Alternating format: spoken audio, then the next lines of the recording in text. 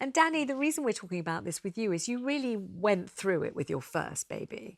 I did, yeah. I had a really traumatic first birth. With my first Avery Bell, I was in labour with her for 5 days, which then resulted in an emergency caesarean, which is very different to an elective one. And it was really, really scary, not just for me, but for my partner as well. And I think it was probably more traumatic for him because he had to witness the whole thing. And, you know, it was scary for him thinking that not only might he lose his baby, but he might lose me as well. And yeah, I mean, I don't remember much of it because I was kind of drugged up on a lot of different things. But yeah, it just was an experience that I really didn't want to have to repeat. So when we fell pregnant with my second, I really wanted to go for an elective caesarean. And I found that they were really trying to persuade me to go for a natural birth. And I kind of said to them, well, unless you can guarantee me that I am going to give birth naturally, 100%, then otherwise I will want an elective one, because I'd heard lots of stories about an elective one being very, very different to an emergency one. It's much calmer. And thankfully it was. I had very, very different experience the second time around, but the first time it was horrible. And you know, if I think back to that first birth, I can almost sort of cry about it. And it took a really long time to get over it. And actually, that's why you've got such a big gap between your two children, because you just couldn't get yourself into the right kind of frame of mind to even think about giving birth again. Yeah, it was so dramatic. There's almost 6 years between my two children, so yeah, it took a long time. Yeah. Just one question I had: would you have chose to have an elective caesarean if you'd been given the choice on your first pregnancy, or would you have gone through the same thing anyway, if that makes sense? Right. If I'd have known that I was going to end up with an emergency C-section, yes, I definitely would have had the planned one. But originally, no. Originally, no. I was having whale music and giving birth in the water. That was my planned birth. That's how I wanted it to go. But I was saying, you know, it must have been 3 days into labour. If it's going to result in a caesarean, can we just do it now?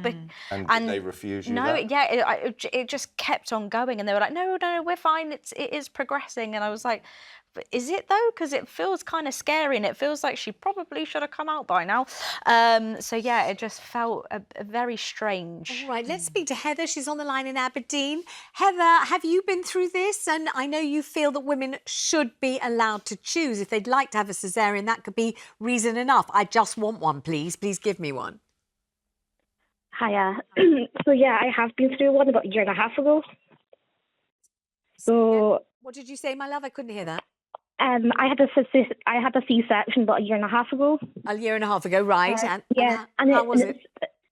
It was a brilliant experience. It was amazing.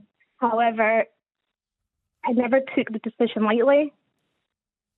We had multiple discussions with my hospital.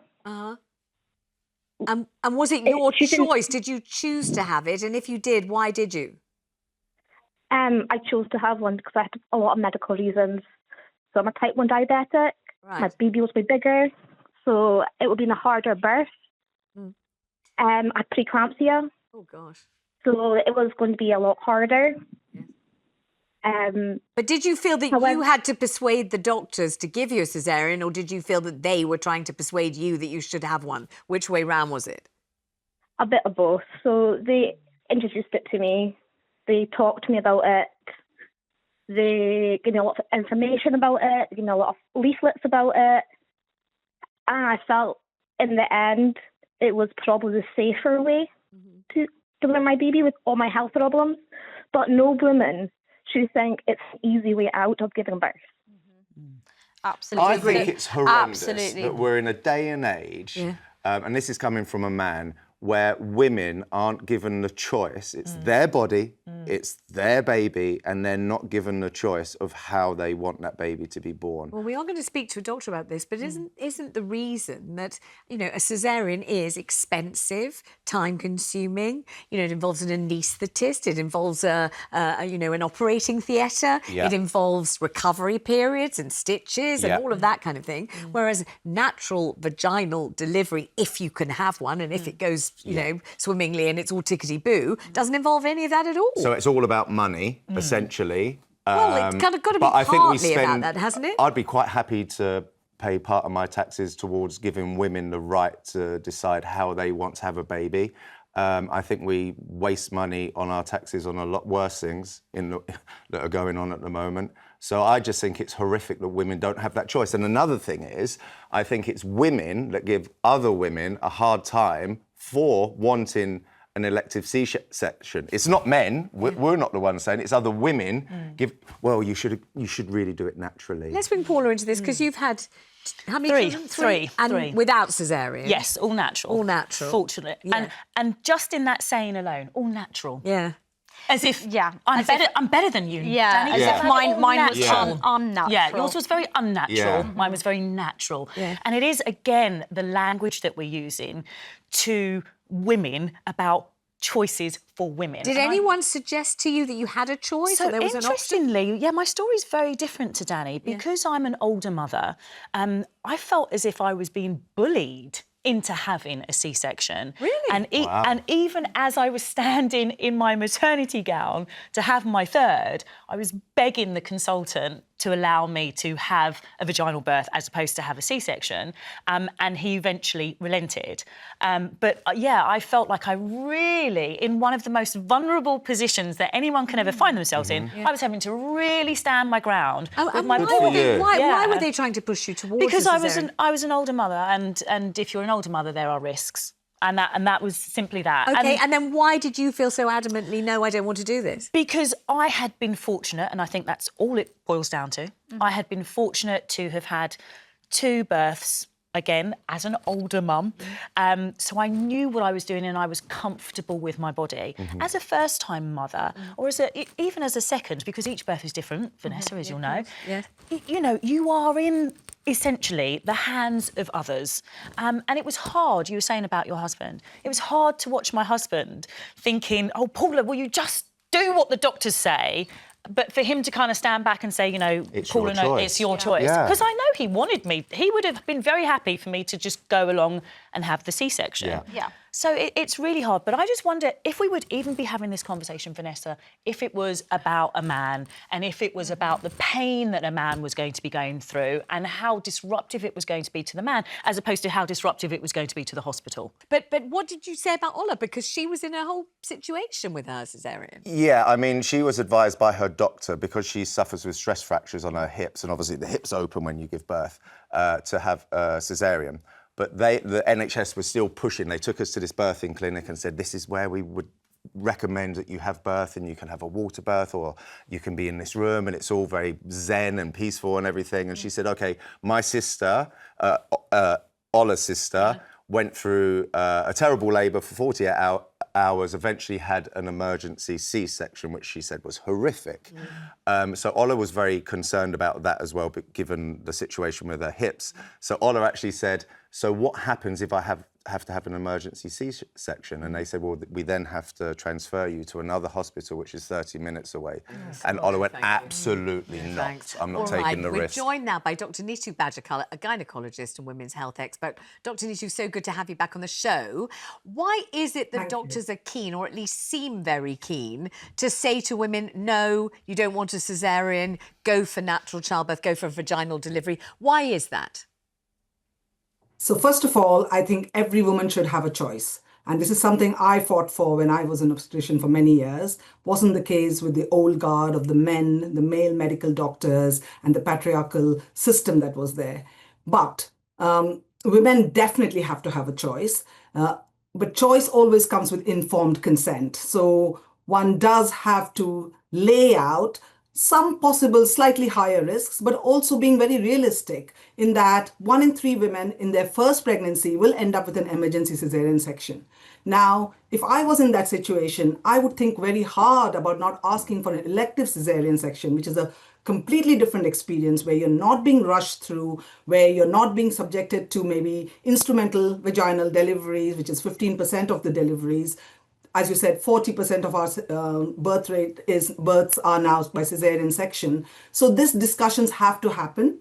But also at the time of cesarean section, we have to explain to women that sometimes the recovery period as well as the hospital stay may be slightly increased. They may have a slightly higher infection rate. Babies may take a little bit more time to, if they're going to nurse, then that might take a little bit longer. They may have some breathing difficulties. These are all little things that can happen. And if you keep having repeated cesarean sections, a placenta may implant on the scar, as well as increased risk of bleeding and blood transfusion and damage to the bladder and other organs. So yes, there are some risks, major surgeries, not to be taken lightly. And so the job of a good doctor, good obstetrician, is to lay out the complications or the possible risks without frightening the person. Because there may be many reasons. No woman will just go and ask for a cesarean section like Dani said. She did hope for the music and the veil music and all that.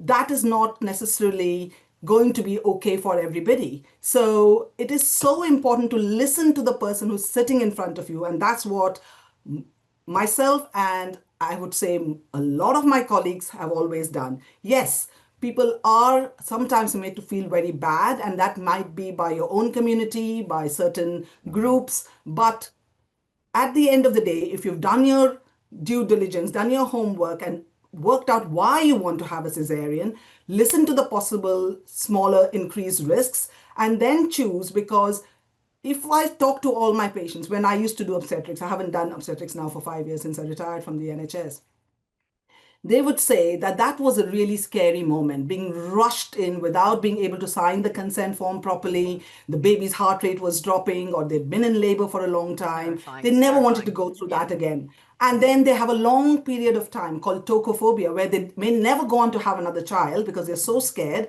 or they take many, many years, again, like like Dani. So I would hope that nobody in the NHS does not respect when a woman comes in and says, I would like to have a cesarean section, and just say no or just say yes. I would want them to delve a little bit deeper, because if you take the time now, you're going to save a lot of time and money. I know I heard one of the panel members say that, it's to do all about the money. No, I don't think doctors think about it like that, because we don't deal with the money aspect of things. What we are trying to do is do the best we can for the person.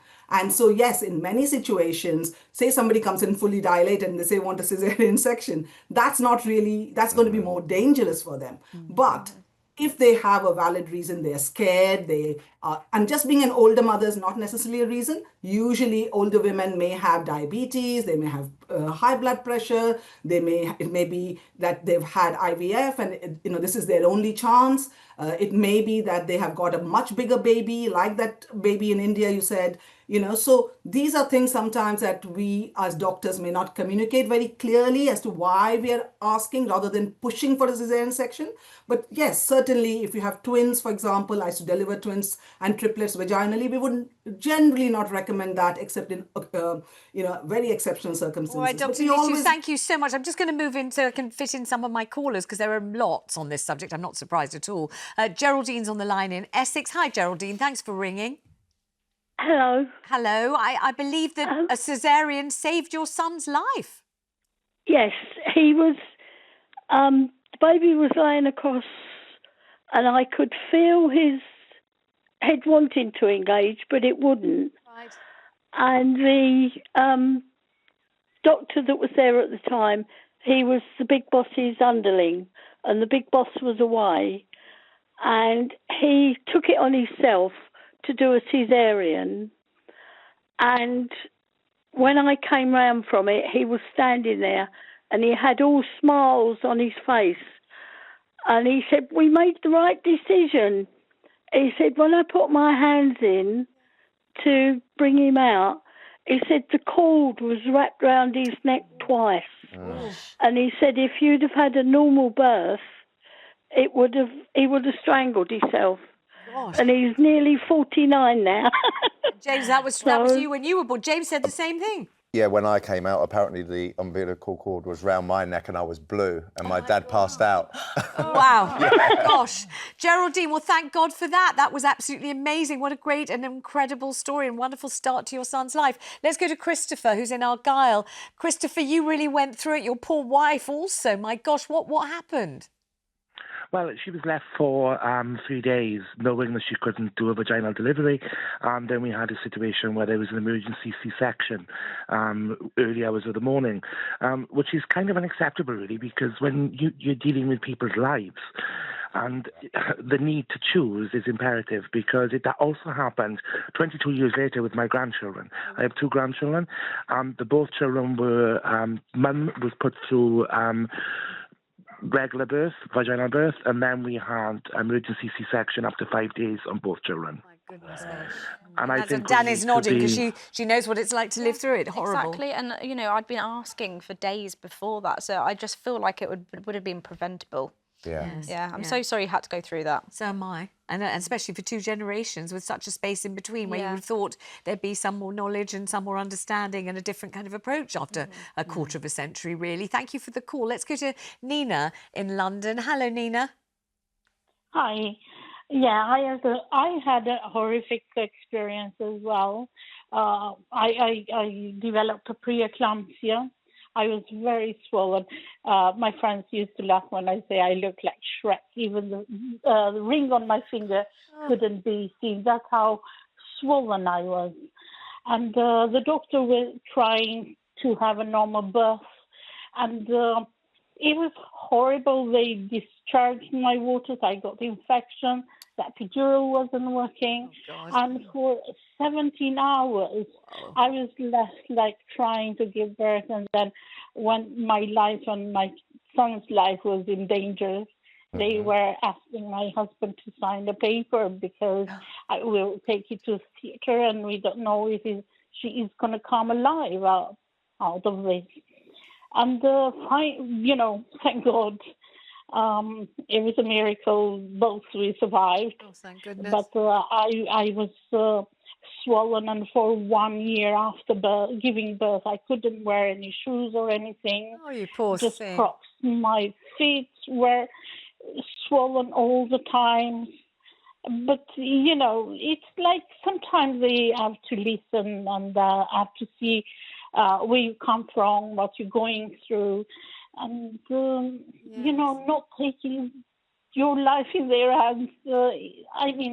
Nina, I just say how emotional you sound now after however long has gone by since. It never quite leaves you, that feeling. And then Dani said she could burst into tears just talking about it. Yeah, it's just it really does stay with you. It really does. Huge. Let's go to June in Leicestershire. Hello, June. Hello. So you went through. So you had 4 natural births and 1 caesarean. I had 4 natural births. Yeah. The second one, I had a miscarriage at 20 weeks. So I've got to deliver that one, naturally. And then my 5th one, I had to deliver a cesarean because he reckoned my baby that I was having was going to be as big as my 4th baby. Oh, right. But it wasn't. It was, my 4th baby was £11.4. Right. And my 5th baby, my daughter Dani, she was only 6'3". So I just felt like I hadn't done my duty by like giving a birth normally like I did all my others. Oh, you feel you hadn't done your duty properly when you had a caesarean. I mean, I hope that people will think that's a kind of an old-fashioned way of looking at it now, and that, bringing this sort of blame and shame on yourself for something that's not your fault at all. Do you think? Yeah, I just Absolutely. think women should have the choice at the end of the day. You should have a choice. Thank you so much, June, and thanks to Dr. Neetu too.